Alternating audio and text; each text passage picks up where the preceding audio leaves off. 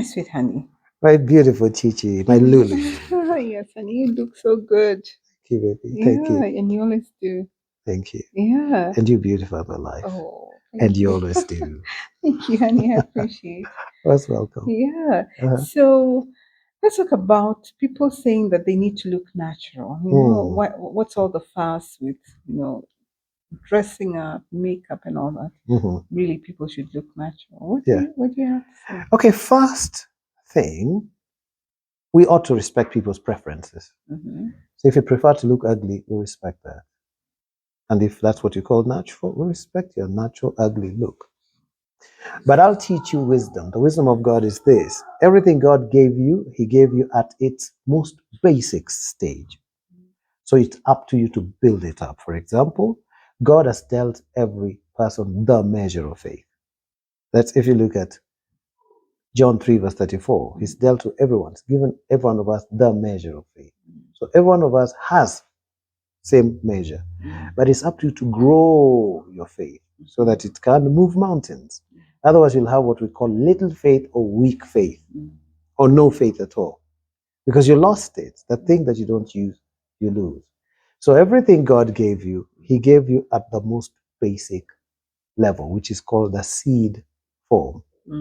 A human being comes as a sperm and as an egg. That's the natural human being. After that, the seed, they must meet the egg for the zygote to be formed. This must grow. So you must change. And from the zygote, we get a fetus. From a fetus, we get a baby. And then we have a teenager. Then we have an adult. So there's consistent growth. Anything left to be natural will always disintegrate and ultimately decompose. Okay. Leave your farm in its natural state and see weeds grow all by themselves. Leave your brain uneducated, will have the biggest idiot in their natural form. Your brain must be educated. It cannot remain natural. Your face must be worked on. It cannot remain natural. You must brush your teeth and shower. If you don't do that, you will stink. The natural always is predisposed to decomposition. It disintegrates. It wants to go back to its original format. So you have to fight against decomposition. Fight against going back to the original component by dynamically building upon one block and another block and another block. Psychologically, 60% of the opinion people have of you is based on how you look. So based on your calling and based on your talent or skills or that thing that you do, your reason for being, you ought to ensure that 60% of the opinion have of you is positive. And all that is just based on your physical outlook. So your makeup is significant. If you don't want to wear it, make sure your lips are not dried and caked up, cracked and all that. It will cost you money. It will cost you a lot of things. You may say, oh, I know a lot of people who are extremely prosperous and rich. They don't really care about what they wear. Oh, they cared when they were building it up. Now they don't have to build up. In fact, they can die and their company still run. So it reaches a point where you can look as ugly as you like, but the MD that you employ must look beautiful. You cannot employ a bunch of ugly people to be cabin crew attendants. They have to look good. Have you noticed all of them have to put on makeup? So depending on your work, you have to take care of your face. You have to take care of your dressing. Listen to me. In the Bible, God tells Moses to instruct Aaron and his sons, the Levites, to dress up for beauty and for glory. He didn't tell them, go there looking natural, oh, ye sons of Aaron. They had to dress up for beauty and for glory. The priest wore the most expensive jewelry on his chest. The blue and the red and the white and the purple were the most expensive. The turbans they wore, everything they wore was extremely expensive. I'm not saying dress expensively. I'm saying, if you can afford expensive things, well and good. I'm saying dress for beauty and for glory. Be glorious. In fact, we even have favors for looks. Like Torah, the way you've been shaped, the way you've been designed. It's a favor that makes you to be a phenomenon. You see, there's Mare favor when you're a spectacle. God wanted you to be a spectacle. Daniel 1 verse 4. Daniel and his brothers were a spectacle. They had mare favor, mare grace. Yeah. When somebody looked at them, they were phenomenon. They were a spectacle.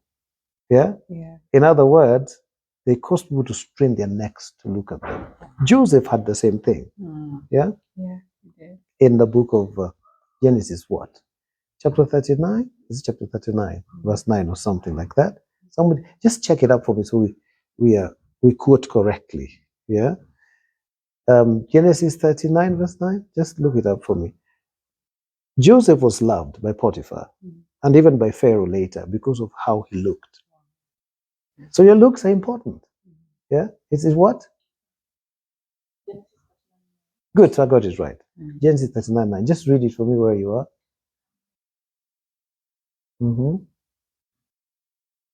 Genesis 39, 9.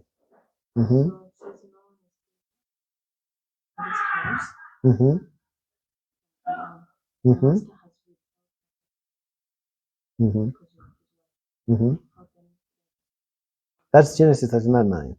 Okay, I think that's not it. Maybe the previous one. How did Potiphar treat him? Yeah? Yeah. Potiphar graced him because he had mare favor. That's what I'm looking for. Okay. Okay, we'll give it to you in another video. But it's Genesis 39. Yeah? But why was the woman... Oh, yes. Why was the woman wanting him? Because of that favor. The Bible says, I think in the previous verses, he was the most handsome man of his time. And Potiphar wanted him as a result. So in verse 9, he says, Potiphar has not withheld anything in this house for me except you. So why would I do such a thing? So it still lends credence to the mare favor.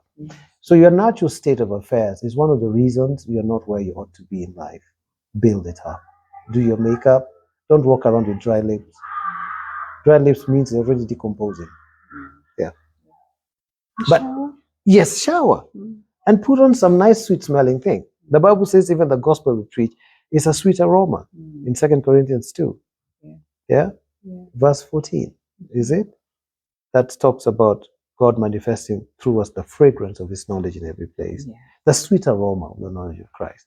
So don't go smelling or sweating where you go. Come on, body splash, some nice fragrance, and then dress well, not necessarily expensively. Make it look beautiful.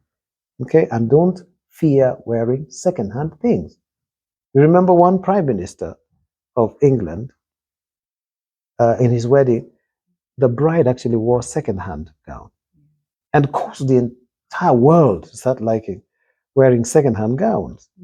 So you can wear second-hand things that look beautiful, that look nice, that hold your body beautifully. You're not saying you should dress in a trashy manner, excess of everything. You still need to be moderate, but looking good, you must. Thank you. Very well spoken, my honey. Thank you. Yeah. We love you all and we want you to succeed in everything you do. Till next time, goodbye. Bye-bye.